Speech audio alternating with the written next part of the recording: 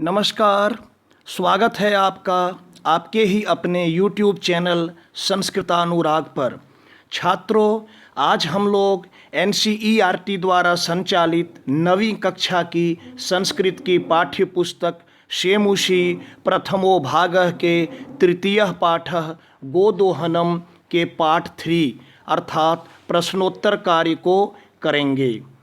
तो आज का पाठ शुरू करने के पूर्व मैं आपको यह बता देना आवश्यक समझता हूँ कि इस पाठ के अध्यापन कार्य से संबंधित 2 वीडियो इसी चैनल पर पूर्व में अपलोड किया जा चुका है।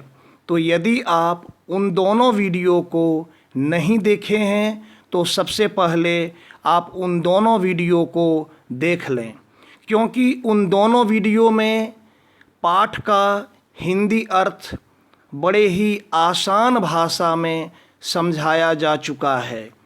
तो आज के वीडियो में मैं यहाँ सिर्फ प्रश्नोत्तर कार्य को कराने वाला हूँ। तो लीजिए, प्रस्तुत है आज के पाठ का प्रश्नोत्तर कार्य। सबसे पहले एक पदेन उत्तरम लिखत, अर्थात एक पद में उत्तर लिखना है। मल्लिका पूजार्थम सखिभिः सह कुत्र गच्छति स्म। मल्लिका पूजा के लिए सखियों के साथ कहाँ जा रही थी? इसका उत्तर होगा काशी विश्वनाथ मंदिरम। दूसरा, उमायाः पितामहेन कति शेटकमितं दुग्धम अपेक्ष्यते स्म। उमा के पितामह अर्थात दादाजी के द्वारा कितने लीटर दूध की अपेक्षा की गई थी? तो 63 शेटक मितम। तीसरा, कुंभकारः घटान किमर्थम रचयति। कुंभकार या कुम्हार घड़ों की रचना या घड़ों का निर्माण किस लिए कर रहा था? तो जीविका हेतु। घ नंबर, कानि चंदनस्य जिह्वा लोलुपताम वर्धन्ते स्म। चंदन की जिह्वा लोलुपता को क्या चीज़ बढ़ा रहा था? तो इसका होगा मोदकानि। और इसका अंतिम प्रश्न, नंदिन्याः पाद प्रहारेः कः रक्तरंजितः अभवत्। नंदिनी के पैर के प्रहार से कौन लहूलुहान हुआ? तो इसका उत्तर आप लिखेंगे चंदनः। दूसरा प्रश्न में आपको पूर्ण वाक्य में उत्तर लिखना है। मल्लिका चंदनश्च मास पर्यंतम धेनोः कथम अकुरुताम। मल्लिका और चंदन ने महीने भर धेनु को क्या किया? इसका उत्तर होगा मल्लिका चंदनश्च मास पर्यंतम धेनोः सेवायां निरतो भवतः घासादिकं गुड़ादिकं च भोजयतः कदाचित् विषानयोः तैलं लेपयतः कदाचित् तिलकं धारयतः रात्रौ नीराजनेनापि तोषयतः। तो ये थोड़ा लंबा है, लेकिन आपको पूरा वाक्य लिखना है। दूसरा प्रश्न है, कालः कस्य रसम पिबति। तो इसका लिखिएगा कालः अक्रियमाणस्य कार्यस्य रसम पिबति। तीसरा है, घट मूल्यार्थम यदा मल्लिका स्वाभूषणम दातुम प्रयतते तदा कुंभकारः किम वदति। मतलब घड़े के मूल्य के लिए जब मल्लिका अपना आभूषण देने का प्रयत्न करती है तो कुंभकार क्या कहता है? इसका लिखिएगा कि घट मूल्यार्थम यदा मल्लिका स्वाभूषणम दातुम प्रयतते तदा कुंभकारः वदति पुत्रिके नाहम पाप कर्म करोमि कथमपि नेच्छामि त्वाम आभूषण विहीनाम कर्तुम नयतु यथाभिलषितान घटान दुग्धम विक्रीय एव घट मूल्यम ददातु। घ नंबर, मल्लिकया किम दृष्ट्वा धेनोः ताड़नस्य वास्तविकम कारणम ज्ञातम। मल्लिका के द्वारा क्या देखकर धेनु के ताड़न का वास्तविक कारण जाना गया? तो यहाँ आपको लिखना होगा मल्लिकया धेनोः पीड़ां दृष्ट्वा ताड़नस्य वास्तविकम कारणम ज्ञातम। उसके बाद है मास पर्यंतम धेनोः अवदोहनस्य किम कारणम आसीत। इसका उत्तर हो जाएगा अधिकाधिक दुग्ध प्राप्त्यर्थम,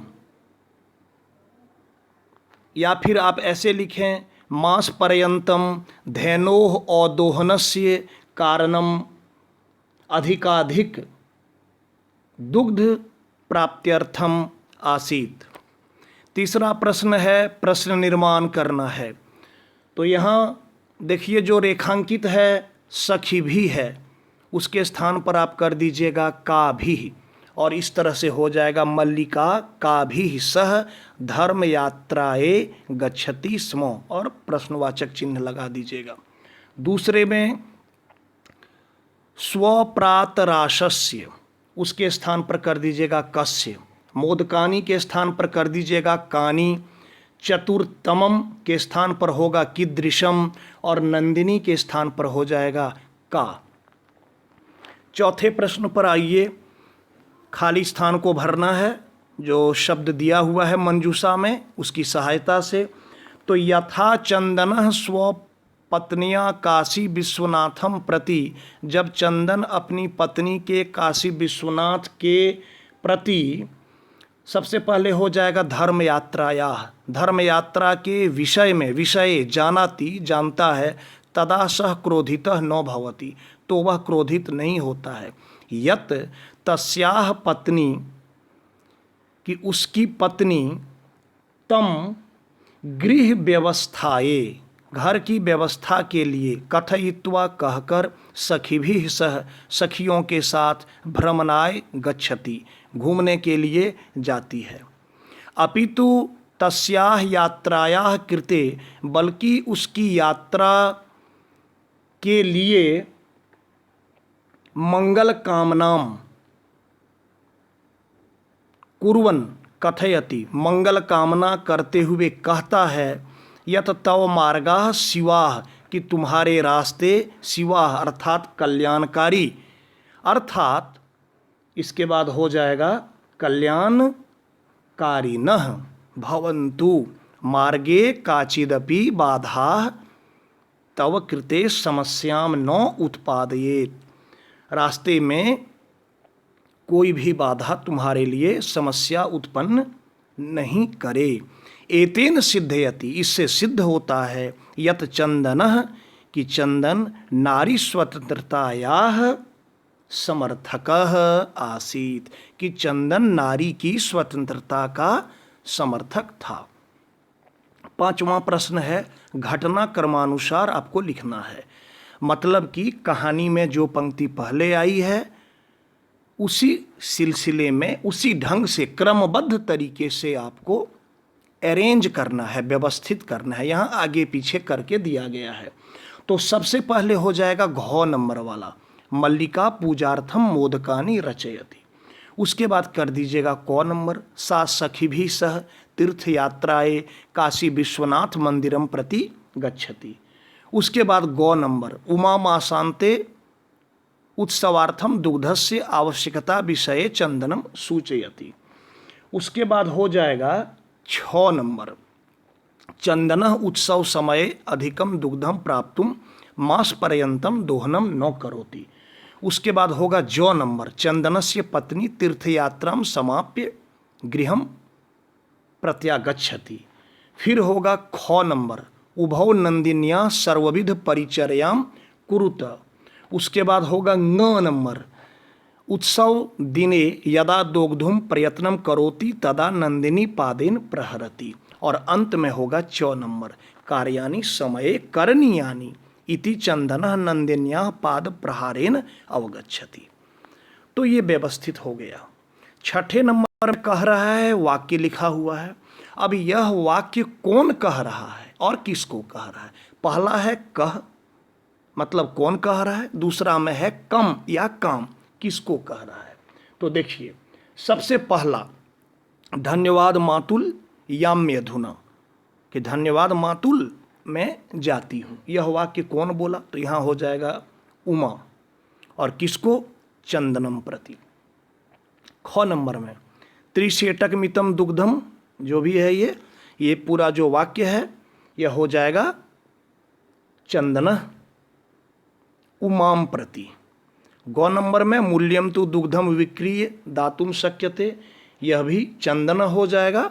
और देवेशम, घ नंबर में पुत्र के नाहम पाप कर्म करोमि, यहाँ हो जाएगा देवेश मल्लिकाम प्रति।